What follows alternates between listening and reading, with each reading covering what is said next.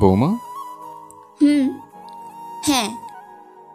সায়াহু, কিছু বলবে? রুমি থামে, টিস্যুতে হাত মুছতে মুছতে শানুর দিকে প্রশ্নসূচক চাইলো। শানুর ওর সামনে দাঁড়িয়ে একেবারে স্বাভাবিক ভঙ্গিতে বসলো। কিছু জিজ্ঞেস করা ছিল আপনাকে, যদিও অনেক আগেই প্রশ্নটা করতে চেয়েছিলাম, কিন্তু অধিকার বোধের অভাবেই বলা হয়নি। হ্যাঁ, বলো না কি প্রশ্ন? সাজের হসপিটাল সেন্সলেস অবস্থায় আপনি ওর পা ছুঁয়ে ক্ষমা চাচ্ছিলেন কেন?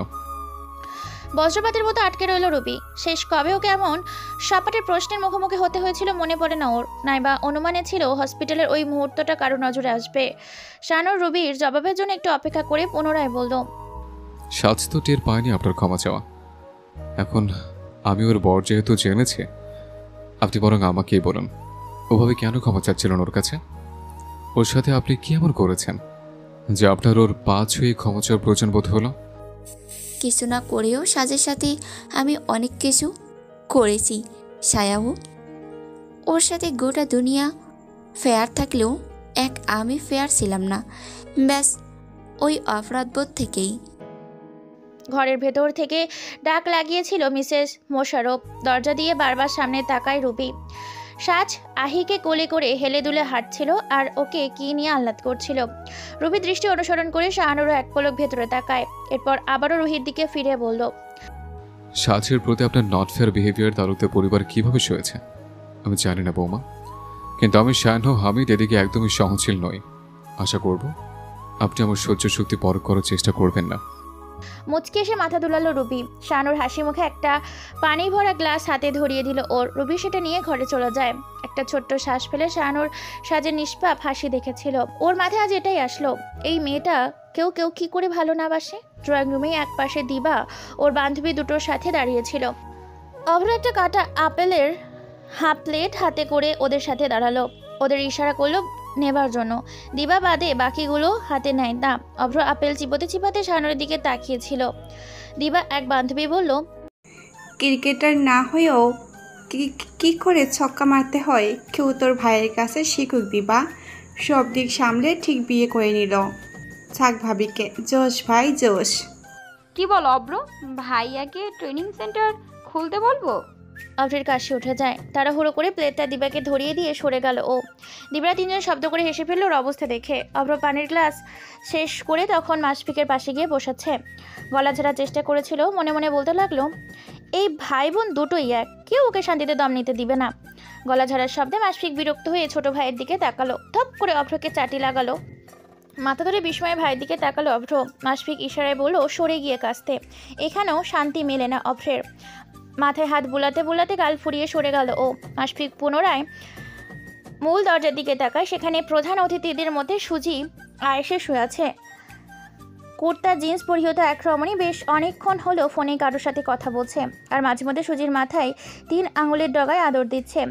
তোফাইলের সাথে বসে জুজের গ্লাসে চুমুক দিতে দিতে মাসফিকের দিকে এই হাব ভাব দেখছিল শানুর। আর একটা গ্লাস হাতে নিয়ে মাসফিকের দিকে এগিয়ে আসলো ও। তবে ওর আগমনে মাসফিক টের পায়নি। শানু নিজেও দরজার দিকে তাকিয়ে গ্লাসে একটা চুমুক দিয়ে বলল, নিশাদ চৌধুরী, রেডিও মস্তির এডিটর। হতচকিত হয়ে পাশে তাকালো মাসফিক। শানুর একেবারে স্বাভাবিক ভঙ্গিমায় সামনে জুসের গ্লাস। হতভম্ব মাসফিক বুঝলো না কি বলবে কি করবে। শানুর পাশ থেকে তোফাইল খ্যাক করে হেসে বলল, ভালো মেয়ে বস, বেশ ভালো মেয়ে। আপাতত কোনো কমিটমেন্ট নাই। বাপ একটু বড় লোক, তবে সমস্যা নেই। মেয়ে স্ট্রং, সেলফ ইন্ডিপেন্ডেন্স উইম্যান হওয়ার প্রপার করে। মাসফিক শূন্য মস্তিষ্কে চেয়ে রইল কেবল। শানুর হেসে ওর হাতে জুসের গ্লাস ধরিয়ে দিল, তারপর ওর কাঁধে হাত রেখে বলল, চিল ব্রো, তুমি আমার লাইনে কালো বিড়াল হয়েছিলে। আমি না হয় তোমার লাইন সাফ করে দেই, আর আমি শায়ন হো যখন দায়িত্ব নিচ্ছি। You need not to worry at all. Chowdhury madam তোমারই। মুখ কিঞ্চিত থা করে শানুরের দিকে চেয়ে রইল মাসফিক, কিন্তু শানুরের ভাবান্তর নেই। মাসফিক হাতের গ্লাসটা মুখ অব্দি তুলল। শানুর যা বুঝিয়েছে তাতে মাথায় বসাতে চায় না ও। তবে ও যা বলেছে সেটা হজম করার জন্য এই জুসটুকু গেলার প্রয়োজন বোধ হচ্ছে ওর। এই স্ট্রং ইন্ডিপেন্ডেন্ট ওম্যান ওর জীবনে আসার আগেই ওর গলা শুকিয়ে গিয়েছে। আপাতত মাসফিকের গলা ভেজানো দরকার। কি করছো? চোখ মুখ মলিন করে পেছনে ফিরল সাজ। ডান কানের চুল সরিয়ে শাহানুরকে আগে কানের দুলটা দেখালো, এরপর বাঁ কানটা দেখে ইশারায় বোঝালো যে কানের দুলটা নেই। কিচেনে মিসেস সারোয়ারের সামনে দিবা ওকে এই দুলের কথা জিজ্ঞেস করেছে। ওকে মেয়েটা যেমন অদ্ভুত হেসে ওকে বলেছিল, ভাবি তোমার বাঁ কানের দুল কোথায়? শাহানুর শার্টের বোতাম লাগাতে লাগাতে ওর ইশারা দেখলো। সাজ আবারও ড্রেসিং টেবিলের কানের দুল খোঁজ শুরু করে দিয়েছে।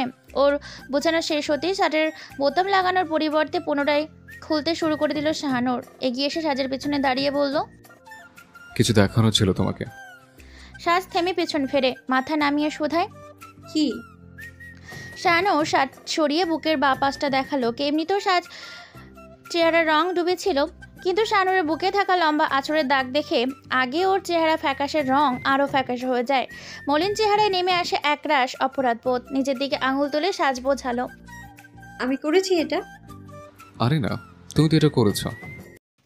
শাহানুরের স্বতঃস্ফূর্ত জবাব। বলতে বলতে পেছন দিক ঘুরে কাঁধের শার্ট নামিয়ে ফেলেছে। বিস্ফোরিত চোখে ওর উন্মুক্ত কাঁধের দিকটাও দেখলো সাজ। চমকে নিজের ঠোঁট চেপে ধরলো। শাহানুরের বুকের দাগটা সরু ছিল, হালকা আঁচড় ছিল, কিন্তু এর এক সাইজ এক কাঁধের দাগ বেশ মোটা ও গভীর। নখের আঁচড় এমন তীব্র হয় সাজের কল্পনাতেও ছিল না। নাইবা কল্পনা ছিল ওইভাবে লজ্জায় হোক গ্লানিতে হোক মাটিতে মিশে যেতে ইচ্ছে করছিল সাজের। কাঁধ বাঁকিয়ে শার্ট ঠিক করে শাহানুর পুনরায় ওর দিকে ফিরল। ঠোঁট থেকে হাত নামিয়ে এবার কান ধরল সাজ। নত মস্তিষ্কে সরি নিচের ঠোঁট কামড়ে ধরে মুচকি হাসি মতে ওর বেশ কিছুক্ষণ চেয়ে রইল অপরাধী মুখটা দেখলো শাহানুর। তারপর শার্টের সর্বোত্তমের বোতামটা লাগিয়ে এগোলো বেড সাইডের ড্রয়ারের দিকে। সেখান থেকে একটা দুল বের করে সেটা সাজের সামনে তুলে ধরে বলল, সরি বলতে হবে না, তোমার নখের আঁচড় তো মানাই যায়, কিন্তু এটার স্ক্র্যাচ হজম হচ্ছিল না, তাই খুলে নিয়েছিলাম। দৃষ্টি নামিয়েছিল সাজ, এতটাই যে ও থুতনি ওর গলা ছুঁয়েছিল। শাহানুর কথাতে চোখ তুলল না, ব্যাস দুলটা হাতে নিয়ে বোঝালো। পরের বার থেকে খুলে রাখবো। দুল পরার জন্য আয়নার দিকে ফিরতেই যাচ্ছিল সাজ, কিন্তু শাহানুর ওর হাত ধরে থামিয়ে দিল ওকে। নিজের দিকে দাঁড় করিয়ে রেখে ওর হাত থেকে দুলটা নিল।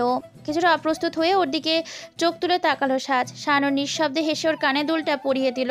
তারপর অতি সন্তর্পণে সে কানে ঠোঁট ছোঁয়ালো। নুয়ে রইল সাজ। শাহানুর ওর কানে ফিসফিসিয়ে বলল, প্রয়োজন নেই, পরের বার থেকে আমিই খুলে নেব আমার মতো করে। হয়েছে বউকে চুমু খাওয়া, মা ডাকছে ভাবিকে। দিবার গলার আওয়াজ শুনতেই সাজ ঝড়ের বেগে আলমারির আড়ালে গিয়ে দাঁড়ালো। কিন্তু এটা ভালো করে জানে এই ছুটে পালানোর তরিকা কাজে দেয়নি, কেননা ও যা দেখার দিবা দেখে নিয়েছে। আর ওর চুরি ভরা হাত তখনও শাহানুরের হাতের মুঠোয়। হতাশ হয়ে দরজার দিকে তাকিয়ে আছে। আলমারির সাথে পিঠ ঠেকিয়ে সাজ ইশারায় অনুনয় করলো হাত ছাড়ার জন্য, কিন্তু শাহানুর ওর দিকে তাকালো না। রুমের বাইরে দাঁড়ানো কলেজ ড্রেস পরিহিত দিবাকে বলল, বিয়ে করেছে 3 মাস, তোর এই নক না করে এ ঘরে আসার অভ্যাসটা বদলাচ্ছিস না কেন এখনো? বিয়ে করেছিস 3 মাস, তুই দরজা লাগিয়ে বউয়ের সাথে রোমান্স করার অভ্যাস করে নিতে পারিস না কেন? শাহানুর এগোতে গিয়েও থেমে গেল। দাঁতে দাঁত পিষে চেয়ে রইল বোনের দিকে। আর সাজ আলমারির সাথে পিঠ মাথা ঠেকিয়ে চোখ বন্ধ করে রইল। জিভ কামড়ে মাথা নাড়াতে নাড়াতে ব্যাস এটাই ভাবতে লাগলো, যা ঘটে গেল এরপর এখন ননদের সামনে যাবে কি করে। আলমারির আড়ালে ছিল বলে সাজের চেহারা দেখা যাচ্ছিল না। ভাইয়ের হাতে আবদ্ধ কেবল ওর চুরি ভরা হাত দুটোই দেখলো দিবা। হাসি দমিয়ে বলল, ভাবি তাহলে মাকে গিয়ে বলবো ভাইয়া তোমাকে ছাড়ছে না, তোমার দেরি হবে। আলমারির আড়াল থেকে তৎক্ষণাৎ বেরিয়ে আসলো সাজ। দিবা বলা শেষে চলে গিয়েছিল, আর সাজ হাঁটা দিয়েছিল ঘরের বাইরের দিকে, কিন্তু লাভ হয় না। ওর হাত তখনও ছাড়া পায়নি। অসহায়ের মতো সামনের দিকে তাকালো ও। শানুর আঘাত কোমরে রেখে অন্যদিকে তাকে একটা ছোট্ট দম ফেললো। আবারও সাজের দিকে ফিরে বলল, ও মজা করছিল সাজ, বাসে আমরা সবাই ফ্র্যাঙ্কলি কথাবার্তা বলি, কিন্তু তাই বলে এতটাও না। ও মাকে বলবে না এটা, রিল্যাক্স। কোনোভাবে অভ্রর সাথে এখনই বিয়েটা দিয়ে দিবাকে বাসা থেকে বিদায় করা যায় না?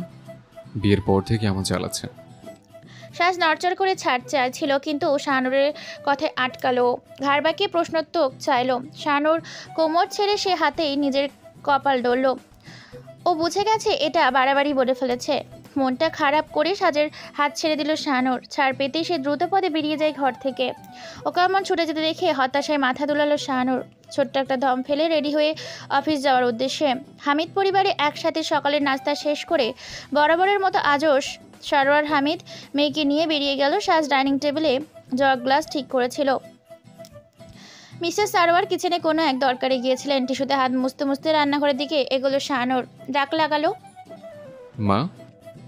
গলা উঁচিয়ে জবাব দিয়েছিল মিসেস সারোয়ার। মায়ের জবাব শুনে হাসি ফোটে শাহানুরের ঠোঁটের কোণে। অবুজের মতো এগিয়ে আসলো সাজ। ইশারায় শাহানুরকে জিজ্ঞেস করলো, কি? তেমন কিছু না, ওই আমি বেরোনোর আগে মায়ের কপালে চুমু দেই, তো মা বলছে আজ সে ব্যস্ত, আজ তোমাকে দিয়ে কাজ চালাতে। কিন্তু মা, এটা কখন? অবুজ সাজের ইশারা শেষ হয় না। কোনোর ওপর ধরে ওকে টেনে দরজা রান্নাঘরের মাঝের দেওয়ালে ওকে পিঠ ঠেকালো শাহানুর। মাত্র কয়েক মিনিটের ব্যবধানে কি ঘটে গেল বুঝে উঠল না সাজ। মসৃণ দেওয়ালে খামচে নিজেকে সামলানোর চেষ্টা করেছিল, কিন্তু তার আগেই ঠোঁট শাহানুরের ঠোঁট স্পর্শ করে ওকে আটকে দেয়। সাজের বিমূঢ়ত লজ্জায় নেমে আসার সাথে সরে যায় শাহানুর। নত মস্তিষ্কে বড় বড় দম নিতে থাকা রমণীর লালচে চেহারাটা উকি দিয়ে দেখলো, তারপর আস্তে করে বাই বলে মূল দরজা খুলে বেরিয়ে গেল বাসা থেকে। সকালের শো শেষ করে বিকালে নাগাদ অফিস থেকে বাসায় ফিরল শাহানুর। কলিং বেল দেওয়া 2 দণ্ডের ভেতর দরজা খুলে গেল। সুজিকে কোলে নিয়ে সাজ দরজায় দাঁড়িয়ে আছে। শাহানুর একটা হাসির সাথে মোবাইল আর মানিব্যাগ ওর হাতে ধরিয়ে দিল। ভেতরে ঢুকতে ঢুকতে বল, দেখো অবস্থা, নতুন বিয়ে হলো আমাদের, ভিসা পাসপোর্টের ঝামেলায় তোমাকে নিয়ে এখনো হানিমুনে যেতে পারলাম না, কিন্তু অফিসিয়াল কাজের নাম করে চালাক এসিবি ঠিকই বউকেনে দম করে চিটাগাং চলে গেল। দিওয়া নাকি বায়না করছিল। ঠোঁট চেপে হাসিটা আটকে মাথা ওপর নিচ করলো সাজ। শাহানুর পেছন পেছন ঘরে এসেছে ও। আপাতত সুজিকে ছেড়ে কাবার থেকে শাহানুরের জামা কাপড় বের করছিল। শাহানুর হাত খড়ি খোলা শেষ করে ওর সামনে সেগুলো বাড়িয়ে ধরলো। জামার সাথে সাজের হাতও ধরে ফেললো শাহানুর। মৃদু জোরে খাটিয়ে কিছুটা কাছে টেনে দুষ্টুমি ভরা কণ্ঠে আওড়ালো, অবশ্য হানিমুনের জন্য আমাদের ফাঁকা বাসাটাও খারাপ না, কি বলো? ধাক্কা খেয়ে সরে এসেছিল শাহানুর। সাজের কড়া ইশারা পেয়ে হেলে দুলে ওয়াশরুমে ঢুকে যায় ও। গোসল শেষে বেরোনো দেখে সাজ বই হাতে ব্যালকনিতে এগোচ্ছে। ওর নুপুর আরও চুরির আওয়াজ এক মোহনীয় ছন্দ তুলছে যেন। পেছন পেছন রওনা হয়েছে সুজিও। ওয়েবসাইট টেবিলে ধোয়া ওঠা চায়ের কাপটা নিয়ে মুখে হাসলো শাহানুর। ডান হাতে ভেজা চুলে তোয়ালে চালাতে চালাতে বা হাতে মগটা নিয়ে ও চলে আসলো ব্যালকনিতে। সাজ চেয়ারে বই রেখে নিচে বসে সুজির সাথে খুনসুটি করছে। ওর চুরির রিন রিনের শব্দে মেঠে উঠেছিল আশপাশ। শাহানুর গিয়ে অন্য চেয়ারে বসলো। হাঁটুতে কোনোই ঠেকিয়ে চায়ের চুমুক দিয়ে চুপচাপ সাজের হাসি মুখে মুখটা দেখছিল। সাজ থেমে এক পর্যায়ে চোখ তুলে শাহানুর দিকে তাকিয়ে ভ্রু নাচায়। কি? কিছু না। শেষ হওয়া চায়ের মগটা রেলিংয়ে রেখে শাহানুর সুজিকে ধরলো। সাজ বই হাতে দাঁড়িয়ে যায়। বইয়ের বুক মার্কা রাখা জায়গায় আঙুল গুজে সেটা বুকে ঠেকিয়ে আর নিচে পিঠ দেওয়ালে ঠেকিয়ে শাহানুর দিকে দেখতে থাকেও। দুরন্ত এই মানুষটা দেখতে গিয়ে হুট করে সাজের চোখ যে ভরে ওঠে। এত এত সুখের মাঝেও বুকে অজানা ভয় বাধা দেয়। মনে পড়ে যায় ওর জীবনে সেই মানুষটার আশা, ওকে আগলে যাওয়া, সব পরিস্থিতিতে ওকে শাহানুরের ভালোবেসে যাওয়া। মনে পড়ে যায় রেস্টুরেন্টের সেই বিভীষিকাময় দিনটা। ওর মতো একটা কথা বলতে না পারা মেয়ের জন্য এই লোকটা সেই দিন মৃত্যু অবধি গিয়েছিল, অথচ সেই কথা ওকে কোনোদিনই বলেনি সে। সাজের চোখ বেয়ে চুপ করে জল গড়ায়, আর সেটা চোখে পড়ে শাহানুরের। সুজিকে ছেড়ে তৎক্ষণাৎ এগিয়ে আসলো। সাজ চেষ্টা করেও পারল না ওর আসার আগে নিজেকে সামলাতে।